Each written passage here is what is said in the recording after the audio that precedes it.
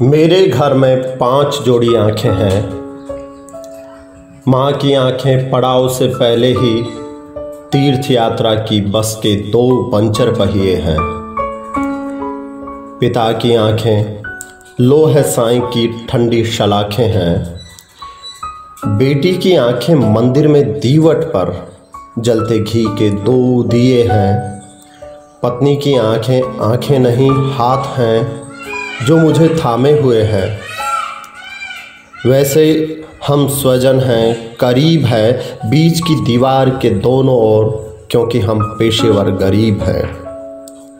रिश्ते हैं लेकिन खुलते नहीं, और हम अपने खून में इतना भी लोहा नहीं पाते कि हम उससे एक ताली बनवाते और भाषा के भुन्ना सी ताले को खोलते। रिश्तों को सोचते हुए आपस में प्यार से बोलते, कहते कि ये पिता है, ये प्यारी माँ है, यह मेरी बेटी है। पत्नी को थोड़ा अलग कहते, तू मेरी हम सफ़र है। हम थोड़ा जोखिम उठाते, दीवार पर हाथ रखते और कहते, ये मेरा घर है, ये मेरा घर है, ये मेरा घर है।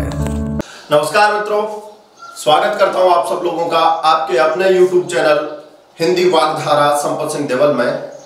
साथियों, अंतरा का खूबसूरत पाठ सुदामा पांडे धूमिल। अमूमन लोग इनके उपनाम धूमिल से ही जानते हैं। धूमिल का पूरा नाम आप याद रख लीजिए, सुदामा पांडे। दोस्तों, 60 के दशक के बाद सत्ता के विरुद्ध आक्रोश उगलने वाले कवियों में से एक बड़ा हस्ताक्षर है सुदामा पांडे धूमिल। जहां सुदामा पांडे धूमिल का प्रजातंत्र, संसद से सड़क तक, कल सुनना मुझे, ऐसे इनके जो प्रसिद्ध काव्य संग्रह है, मोचीराम जैसी प्रसिद्ध कविता है जिसमें व्यंग्य भरा है कि मेरी नजर में कोई आदमी न बड़ा है न छोटा है, मेरी नजर में हर आदमी एक जोड़ी जूता है। दोस्तों, सुदामा पांडे धूमिल का देहावसान ऐसा में हो जाता है, ब्रेन ट्यूमर होने की वजह से ये लगभग 40 वर्ष ही जीवन जीकर जाते हैं, मगर अपना यश ऐसा छोड़ गए कि एक पूरा युग इनके नाम हो जाता है। साठोत्तरी कविता आते ही धूमिल जी का नाम सब लोगों के सामने आता है। यहां जो इनकी कविता है, आज जो इनकी कविता है, घर में वापसी। दोस्तों, घर क्या ईंट, पत्थर और सीमेंट का बना हुआ जो एक ढांचा होता है, उसे घर कहेंगे हम लोग? कवि ने यह कहा है कि घर सदस्यों से बनता है, परिवारजनों से बनता है, मगर हाय रे किस्मत, ये परिजन जो है ये न अमीरों को मिल रहे हैं न गरीबों को। अमीरी की बदौलत इनसे दूर हो गए हैं, तो गरीब को पेट भरने का ही दिन रात चिंता रहती है। और कवि कहता है कि घर के भीतर चाहे मेरा बाड़ का बना हुआ घर होगा, मगर उसमें एक जबरदस्त दीवार है, और वो दीवार है गरीबी की। और फिर कवि कहता है कि आओ, चाहे हम कितनी आपाधापी में भाग लें, कितना ही बेचैन हो लें, मगर इस गरीबी को भी अपने घर की दीवार मानकर इस पर हाथ फेर कर बैठना चाहिए, ताकि सारे सदस्य साथ तो बैठ सकें। यहां कवि की पहली ही लाइन कि मेरे घर में 5 जोड़ी आंखें हैं। सदस्यों को कहा है कि मेरे घर में 5 जोड़ी आंखें हैं, अर्थात 5 जोड़ी आंखें यानी कि 10 आंखें, अर्थात 5 लोग हैं। कवि के माता पिता वृद्ध हैं, पत्नी, कवि खुद और कवि की बेटी। मेरे घर में 5 जोड़ी आंखें हैं, और मां की आंखें पड़ाव से पहले ही तीर्थ यात्रा की बस के पंचर 2 पहिए हैं। दोस्तों, पंचर 2 पहिए, देखिए कैसा बिंब उपस्थित किया है कि मां की आंखें तीर्थ यात्रा पर निकली हुई किसी बस यात्रा, जिसका भाव बड़ा नेक है, जिसे मंजिल तक पहुंचना है, मगर मंजिल पर पहुंचने से पहले यदि बस पंचर हो जाए तो उसे वहीं ठहरना होता है। तो मां की आंखों की ज्योति क्षीण हो चुकी है। मेरी मां की आंखों वो है कि मां की आंखें पड़ाव से पहले ही तीर्थ यात्रा की बस के 2 पंचर पहिए हैं। अर्थात जीवन में जहां तक जाना चाहिए था, जीवन का जो लक्ष्य है, आगे तक जितना जीवन जीना चाहिए था उससे पहले ही आंखों की ज्योति क्षीण हो चुकी है। पिता की आंखें आंखें नहीं, पिता की आंखें आंखें नहीं, लोह साई की ठंडी सलाखें हैं। दोस्तों लोह साई कहते हैं जहां पर लोहा गलाया जाता है, जहां ऊर्जा है, जहां जोश है, जज्बा है।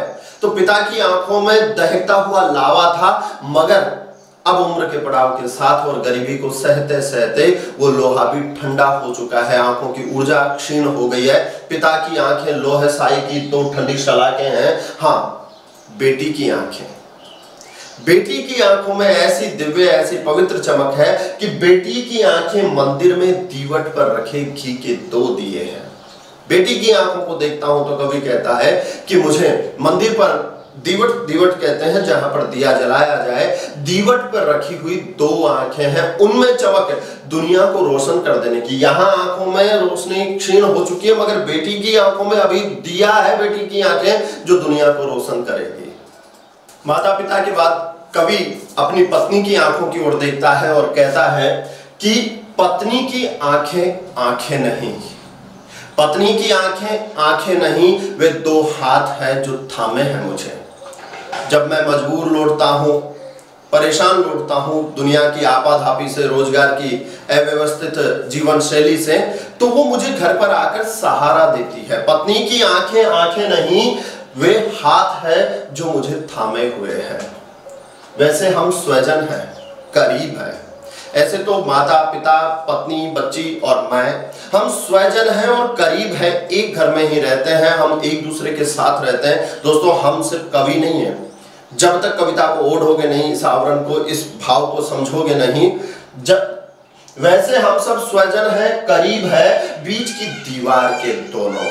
मगर हम सारे रिश्तों के बीच में एक दीवार है, और ये दीवार जो है कवि के अनुसार यहां अहंकार की नहीं है दोस्तों।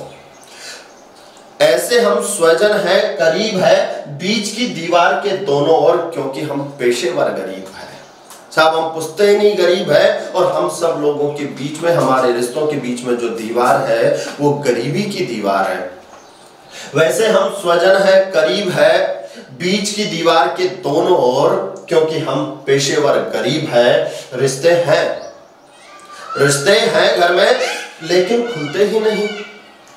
हम एक दूसरे को समय नहीं दे पा रहे हैं, बात नहीं कर पा रहे हैं। रिश्ते हैं लेकिन खुलते ही नहीं, और हम अपने खून में इतना भी लोहा नहीं पाते, हमारे भीतर इतना भी जोश नहीं रहा, जज्बा नहीं रहा, हम अपने खून में इतना भी लोहा नहीं पाते कि उससे एक ताली बनवा ले, उससे एक चाबी बनवा ले और भाषा के उस भुन्नासी ताले को खोल दे। दोस्तों भीतर गरीबी के कारण उदासीनता इतनी छा चुकी है कि लोग आपस में बात नहीं करते, यहां तक कि अपने गहने रिश्तों में भी बात नहीं करते। और क्या उनके मानवीय जज्बे में इतनी भी ताकत नहीं रही कि वो उस भाषा वाले जो ताले, भुन्नासी यानी जो जटिल हो गया है, उस ताले को क्या 2 शब्दों की चाबी से खोल नहीं सकते? रिश्तों को सोचते हुए आपस में प्यार से बोलते, रिश्तों को सोचते हुए आपस में प्यार से बोलते, कहते कि ये पिता है, कहते कि ये पिता है, यह प्यारी माँ है, यह मेरी बेटी है।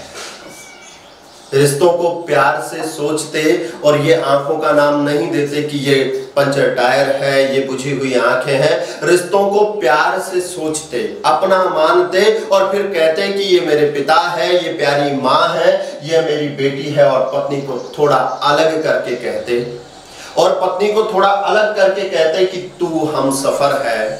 हम थोड़ा जोखिम उठाते, हम थोड़ा जोखिम उठाते और दीवार पर हाथ रखते। जो दीवार हमारे बीच में है, गरीबी की दीवार, हम थोड़ा जोखिम उठाते और दीवार पर हाथ रखते और कहते ये मेरा घर है। दोस्तों इस कविता को समझने के लिए न शब्दों की आवश्यकता है, न किसी कुंजी की, न मेरी। बस 2-3 बार मर्म के साथ पढ़ जाइए। बेहद जान डाल दी है कवि ने इन्हीं शब्दों में। बहुत प्यारी कविता है, ये कवि की नहीं है, ये आपकी मेरी सबकी कविता है। दोस्तों मित्रों, आज के पाठ में अगले कवि है नरेंद्र शर्मा। प्रगतिवादी विचारधारा से पोषित जो कवि है, वो अपने ऊपर रात को नींद में करवटें बदलने का आरोप लेकर एक प्रतीक गढ़ते हैं। दोस्तों बहुत प्यारा प्रतीक है कि जब तब नींद उचट जाती है, जब तब नींद उचट जाती है, पर क्या नींद उचट जाने से रात किसी की कट जाती है? कवि कहता है कि कभी कभी अचानक मेरी नींद उचट जाती है, मेरी आंखें खुल जाती है, मेरे भीतर सामाजिक अव्यवस्था के प्रति चेतना का भाव आता तो है, पर क्या आंख नींद उचट जाने से रात किसी की कट जाती है? क्या ऐसे विचार आने मात्र से ही सामाजिक दशा परिवर्तन हो जाएगा? जब तब नींद उचट जाती है, पर क्या नींद उचट जाने से रात किसी की कट जाती है? देख देख दुःस्वप्न भयंकर, चौंक चौंक उठता है मन। देख देख दुःस्वप्न भयंकर, रात को आराम से सो रहा था, जीवन आराम से कट रहा था। देख देख दुःस्वप्न भयंकर, मगर अचानक बुरा सपना आया और आंख खुल जाती है। अचानक समाज में बुरा कार्य हुआ, अत्याचार हुआ और आंख खुल जाती है। देख देख दुःस्वप्न भयंकर, चौंक चौंक उठता हूं डर कर। अधिक भयावह है तम बाहर, आती नहीं उषा, बस केवल आने की आहट आती है। जब तब नींद उचट जाती है, पर भीतर के दुःस्वप्नों से, मगर भीतर जो डर बसा हुआ है, कहीं ऐसा न हो जाए इससे अधिक तो अत्याचार समाज में हो रहे हैं, पर भीतर के दुःस्वप्नों से अधिक भयावह है तम बाहर, आती नहीं उषा, बस केवल आने की आहट होती है। जब तब नींद उचट जाती है, कि जब तब नींद उचट जाती है, पर क्या नींद उचट जाने से, उचटना क्षेत्रीय शब्द है, आंख खुल जाना, नींद खुल जाना। जब तब नींद उचट जाती है, पर क्या नींद उचट जाने से रात किसी की कट जाती है? देख देख दुःस्वप्न भयंकर, चौंक चौंक उठता हूं डर कर।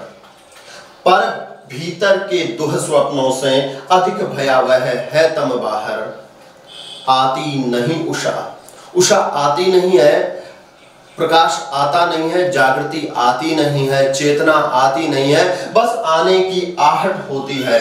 जब तक नींद उचट जाती है। देख अंधेरा नयन दुखते, दुश्चिंता में प्राण सूखते। अव्यवस्थाओं का अंधकार देख देख कर मेरी आंखें दर्द करने लगती है। दोस्तों, ये प्रतीक योजना है। कभी रात को नींद उचट जाना और विचारों में मग्न हो जाना, मगर ये सामाजिक विचारधारा है। देख अंधेरा नयन दुखते, दुश्चिंता में प्राण सूखते, सन्नाटा गहरा हो जाता। कोई बोलने वाला नहीं है, अव्यवस्थाएं, सब लोग अपने ही अपने घरों में कैद है। कि देख अंधेरा नयन दुखते, दुश्चिंता में प्राण सूखते, सन्नाटा गहरा हो जाता। जब जब श्वान श्रृगाल फूंकते, जब जब अत्याचारियों का स्वर बुलंद हुआ है, तब तब गलियों में सन्नाटा पसरा है, अव्यवस्थाएं पसरी है, और ये अंधकार देखकर मेरी आंखें दर्द करने लगती है। देख अंधेरा नयन दुखते, दुश्चिंता में प्राण सूखते, सन्नाटा गहरा हो जाता। जब जब श्वान श्रृगाल फूंकते, भीत भावना भोर सुनहली नयनों के निकट न लाती है। मेरी भावनाएं आहत हो जाती है, डरने लगती है, और मैं चाहता हूं कि कब जागरण आए, कब उजाला आए, कब जागृति आए, मगर भोर सुनहरी नयनों के निकट न लाती है। जब तक नींद उचट जाती है, मन होता है फिर सो जाऊं। मेरा मन करता है कि रात बहुत पड़ी है, फिर सो जाऊं, मैं अपने विचारों को विराम दे दूं और गहरी निद्रा में सो जाऊं। मन होता है फिर सो जाऊं, गहरी निद्रा में खो जाऊं। जब तक रात रहे धरती पर, चेतन से फिर जड़ हो जाऊं। जब तक रात रहे धरती पर, जब तक ये अत्याचार खत्म नहीं हो जाता, मैं भी अपने घर में चुपचाप बैठ जाऊं ना, चेतन से फिर जड़ हो जाऊं। मैं ऐसे तो चेतन हूं, मुझ में जागृति है, मुझ में आवाज उठाने का सामर्थ्य है, मगर जैसे मुर्दे पड़े हैं अन्य, वैसे मैं भी तो सो सकता हूं। पर उस करवट अकुलाहट थी, पर नींद न इस करवट आती है। जब तब नींद उचट जाती है, करवट बदल लेता हूं कि चलो ये विचार छोड़कर, मैं चेतना का विचार छोड़कर मैं लोगों की भांति हो जाता हूं कि मुझे क्या लेना देना है, और करवट बदलकर चलो नींद ले लेते हैं। मगर मेरी जो मन स्थिति है वो ऐसी है कि मुझे घर में दुबक कर बैठने को भी नहीं रहने देती है। तो न उस पर करवट निद्रा थी और न इस करवट निद्रा है। उस करवट अकुलाहट थी, वो विचार करता हूं तो व्याकुलता होती है, और विचारों को छोड़कर चलो जैसे चल रहा है, आंख मूंद लेते हैं तो नींद न इस करवट आती है, जब तब नींद उचट जाती है।